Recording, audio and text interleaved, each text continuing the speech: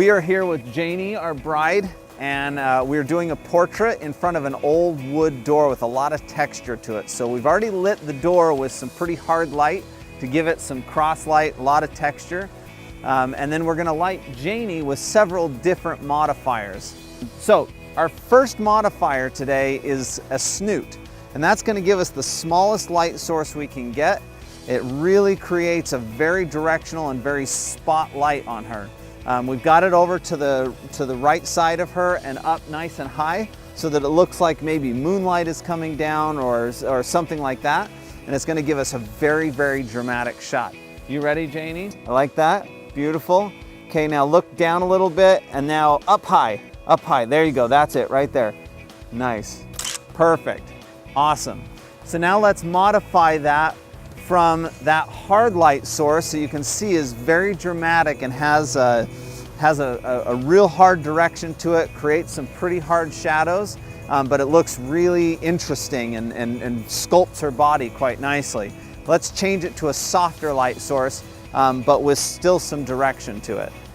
So we're going to now add a 2x3 OCF or off-camera softbox with a grid on it. And the grid's gonna help keep the light focused in on our bride without spilling onto the background and ruining our really cool light that we've done to that door. And that's gonna give us a directional light, but still a nice soft light as opposed to the hard light that we just had. Give me a little bit more hip on that. There, nice, good, that's it. Beautiful. Raise that chin a bit, good. Okay, now what we're gonna do is we're going to take the grid off and we're gonna show you what happens when we remove the grid and we allow the softbox to spread its light all over. And then it's going to be a very different shot. There you go, good, nice.